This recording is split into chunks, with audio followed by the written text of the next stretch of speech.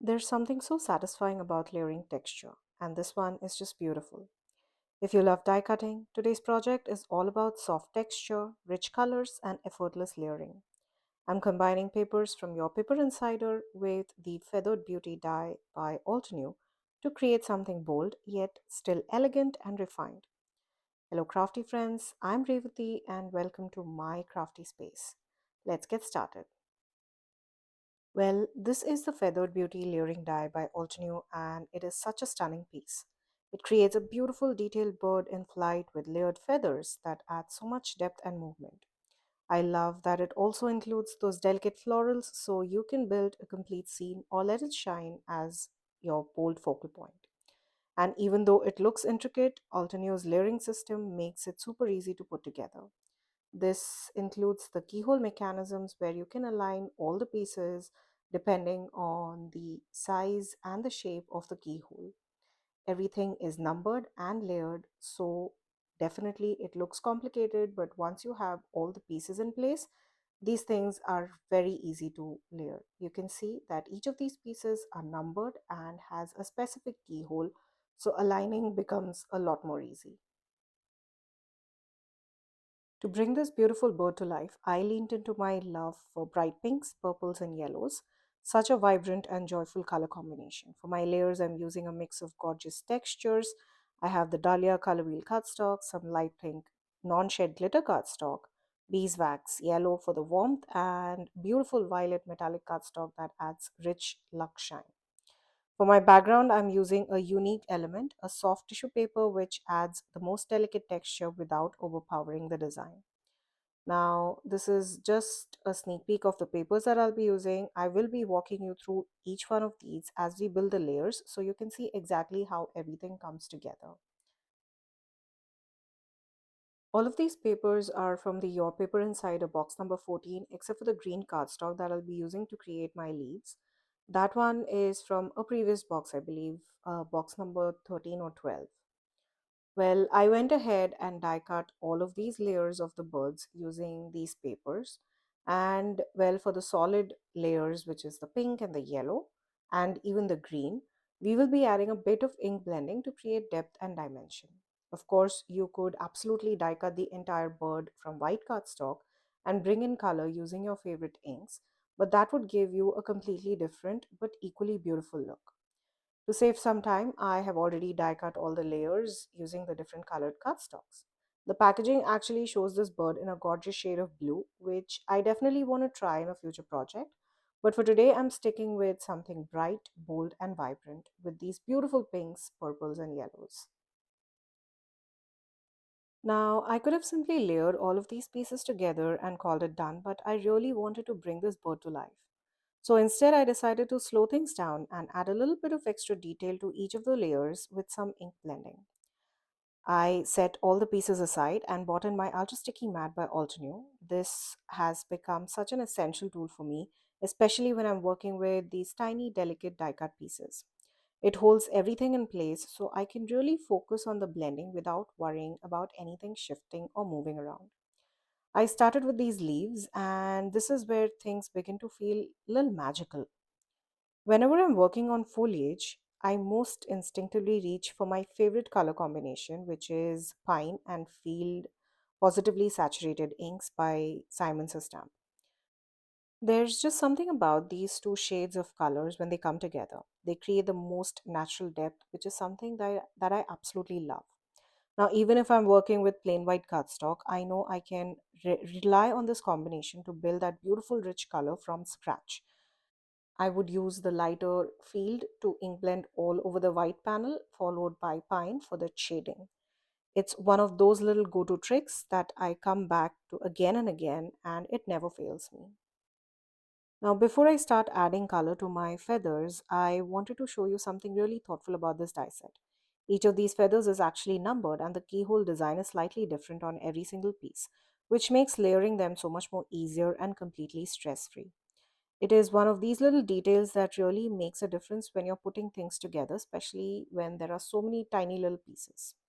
Now, moving on to the feathers, I went with the pink tones to keep that bright and vibrant look going. For this, I bought in cherry and rose inks from the Positively Saturated Ink collection. These are such rich, beautiful shades and they blend in so effortlessly. You'll notice I didn't keep the color the same on every feather. I played around with the intensity, adding deeper tones to some areas and keeping others softer, and just to give that bird a bit more natural dimensional look. It's those subtle variations that really help bring everything to life. I can remove all of these pieces, clean my ultra sticky mat with some plain water and a microfiber cloth, and then I will place in all of those yellow pieces. Now, for the main body of the bird, I cut this layer with that beautiful yellow cardstock along with all the tiny little facial features that really bring the personality. And this is where the bird really starts to come together to life. Now, for the body, I reached for citrine as my base, which is almost the same as that of the cardstock itself, and then softly blended a hint of mandarin to add warmth and bit of a glow. It is a very subtle shift in color, but it makes a difference when you finally assemble everything together. For the face, I wanted just a touch of contrast, something soft but enough to define those tiny little details. So I bought in a bit of woodsy, which is a warm brown shade, to add a little delicate depth without overpowering the yellows. It's all about those little touches, layering color slowly and letting each piece add that story to our bird. Now, let's take a closer look at the keyhole mechanism. Now, this is the base of the bird's body, and you can see all those tiny keyholes etched into it. This is where everything comes together. Each feather layer has its own matching keyhole, and what I love is that they are all slightly different in size and shape, so there's really no guesswork when it comes to aligning them together. It almost feels like putting together a little puzzle, but one that's beautifully designed to fall into place. So I'll start by placing the first layer of the wings and the feathered tail, gently lining them up with those keyholes, and then slowly, layer by layer, I build up everything, watching that the depth and the dimension come to life with each piece that we add. Now, this is honestly my favorite part in this entire project when all those individual elements start transforming into one beautiful detailed bird. I'll be honest, when I first looked at all those tiny little dies in the set, I was a little intimidated. There are quite a few pieces, and at the first glance, it feels like it might be a little complicated. But the moment I started cutting them out and noticed that each piece has its own unique keyhole, I felt so relieved. And once I began assembling everything, it all just clicked. It's one of those designs that looks intricate but is actually so easy and intuitive to put together. I started layering each of those tiny pieces one over the other, and as I went, you can really see the magic happening here. Now, because we've added different intensities of ink to the feathers, there is this beautiful depth building up across the wings and the tail. It almost gives the bird a soft dimensional movement. And then once we bring in that warm yellow orange body, it completely transforms the whole piece. Suddenly, it's not just the layers of paper anymore, it's a vibrant, lively bird coming together right in front of you. And of course, we can't forget those tiny little detail pieces that we cut using the pink glitter cardstock. They may be small, but they make such a difference, adding that perfect finishing touch and just the hint of sparkle to our bird. Around the same time, I also went ahead and assembled the floral arrangement so everything was ready to come together.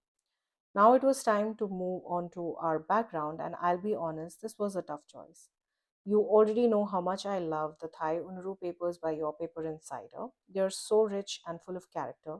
But at the same time, I really wanted to use the white hemp floral flower tissue paper that was included in box number 14. It has such a delicate, intricate design, very soft, very elegant. Now, since both of these papers are quite thin, I knew I had to layer them onto white cardstock before using them for my card front. So I went ahead and prepped both options and then started playing around, placing my bird and the floral arrangement on top of each of these papers just to see how everything fell together. And honestly, it was such a hard decision. On one side, I had this bold, beautiful blue of the Thai Unuru paper, and on the other, I had this soft textured white hemp floral design. But in the end, I chose the white hem flower tissue paper. There's just something about that subtle texture and tone. It really allows the bird to stand out and shine while still adding that beautiful, intricate detail in the background. Now, since this is a very delicate tissue like paper, you have to be a little careful with how you adhere it. Using liquid glue isn't really an option here, it tends to seep through and show on the surface. And then regular double sided tape can sometimes be visible underneath, which can take away from that soft, clean look. So instead, I like to use a full sheet of double sided adhesive on my white card panel. I especially love the ones from Altenew. They are nice and sturdy, and once everything is in place, I don't have to worry about the tissue paper lifting or peeling over time. The way I like to do this is pretty simple. I peel off one side of the adhesive sheet and adhere it directly onto my white panel. I then carefully place the tissue paper starting from one edge and slowly lay it down almost like I'm gliding it across the surface, letting it naturally stick as I go. Now, once it's in place, I take my bone folder and gently burnish everything down. This really helps secure the paper evenly and ensures that there's no bubbles or lifting along the edges. And in the end, you're left with a beautifully smooth and perfectly adhered background without any of that adhesive showing through. I trimmed my panel down to measure 4 by 5 and quarters, which is slightly smaller than your standard A2 size card base. Now, for the base, I didn't want to go tone on tone using a white card base. Instead, I chose a very soft, light pink base, something that would beautifully complement with the vibrant pink tones on our bird without taking away from it. Now, before adhering everything down, I like to take a moment to just place everything onto my panel, making sure that the bird and the floral arrangement fit perfectly within that space and we still have some space left for our sentiment. Once I was happy with the placement, I went ahead and mounted the panel onto my card base. I like to add a bit of dimension here, so I used some foam tape behind the panel and adhered it onto my card base. And I love how that subtle hint of pink peeks through around the edges. It frames the entire design so softly and ties everything together. Now it's time to bring everything together. I started by assembling all my die cut pieces. For the bird and the green foliage, I used liquid glue and placed them diagonally opposite to each other on the card front. It just helps create a nice visual balance across the design. For the flowers on the vine, I added little pieces of foam tape and that'll give just a slight lift but a bit of a dimension. And at this point, I have to say I'm absolutely loving how this card is coming together. Now, all that's left is to add a sentiment to finish it off. For my sentiment, I'm using a beautiful phrase which says, "Sending you a smile." This phrase comes from the Garden Gala stamp set. I have actually used this set before in a video and I completely fell in love with it. Not just for that gorgeous floral images on the set, but also the sentiments here are absolutely stunning. I stamped the sentiment using white embossing powder on a strip of black cardstock and then placed it right across the design, slightly overlapping the bird and the floral elements. That little contrast of black and white really helps ground the design, brings everything together beautifully. Now, even though we already added that light pink glitter cardstock to our bird, I still felt like the card needed just a little more sparkle. So I bought in some yellow sequins from the Warm Tones Dazzling Gems by Simon's Stamp and placed them right in the centers of our flowers. And that was the perfect finishing touch for our card. With that, our card is complete. I absolutely love how this turned out. The bright, vibrant colors on our focal point paired with a soft textured background, it all comes together so beautifully and quickly.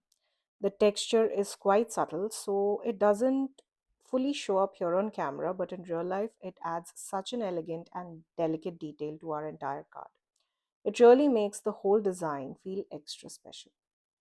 Well, I hope you enjoyed watching today's video and got inspired to create something beautiful.